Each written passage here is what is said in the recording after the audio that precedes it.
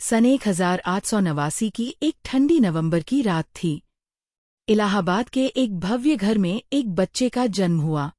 बाहर अंधेरा था, पर भीतर दियों की रोशनी और उल्लास था। प्रसिद्ध वकील मोतीलाल नेहरू अपने नवजात पुत्र को बाहों में लिए मुस्कुरा रहे थे। उन्होंने कहा, यह बच्चा हमारे देश का रत्न बनेगा। और उसका नाम रखा गया जवाहरलाल, जिसका अर्थ है दुनिया का रत्न। बचपन से ही जवाहरलाल असाधारण थे। उन्हें किताबों से, प्रकृति से और विज्ञान से प्रेम था। घर में विद्वानों और नेताओं का आना जाना रहता और बालक नेहरू सबकी बातें ध्यान से सुनते। वह सवाल पर सवाल पूछते। भारत ऐसा क्यों है? दुनिया इतनी बड़ी क्यों है? 15 वर्ष की आयु में उन्होंने समुद्र पार की यात्रा की। वह इंग्लैंड गए, पहले हैरो स्कूल, फिर कैम्ब्रिज विश्वविद्यालय और अंत में इनर टेम्पल, लंदन में कानून की पढ़ाई। वहां उन्होंने न केवल कानून सीखा, बल्कि आज़ादी, समानता और मानवता के नए विचारों से भी परिचय पाए। कई वर्षों बाद जब वे भारत लौटे, तो उनका दिल टूट गया। उन्होंने देखा, किसान दुखी हैं, मजदूर बेबस है और देश अंग्रेजी हुकूमत की बेड़ियों में जकड़ा हुआ है। उनके भीतर एक तूफान उठा। उसी समय उनके जीवन में एक अद्भुत व्यक्ति का प्रवेश हुआ, महात्मा गांधी। एक सादा कपड़ा पहने, लाठी थामे, शांत लेकिन दृढ़ गांधी जी ने नेहरू के जीवन की दिशा ही बदल दी। जब गांधी बोले, हम हिंसा से नहीं, सत्य और अहिंसा से आज़ादी पाएंगे, तो नेहरू का हृदय कांप उठा।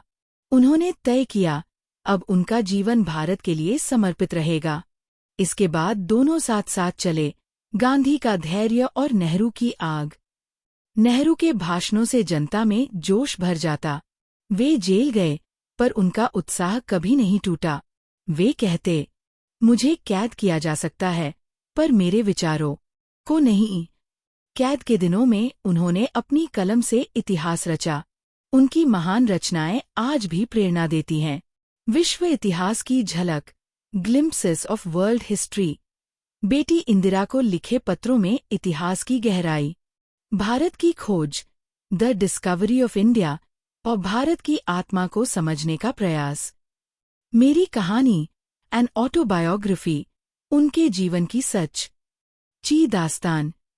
फिर आया वह ऐतिहासिक दिन, 15 अगस्त 1947। लाल किले की प्राचीर पर खड़े होकर पंडित नेहरू ने कहा, आज हमने अपनी नियति के साथ एक वादा किया है। झंडा ऊंचा लहरा रहा था और नीचे लाखों लोग स्वतंत्र भारत के जयघोष कर रहे थे। नेहरू अब स्वतंत्र भारत के पहले प्रधानमंत्री थे। उन्होंने देश को आधुनिक, वैज्ञानिक और धर्मनिरपेक्ष बनाने का सपना देखा।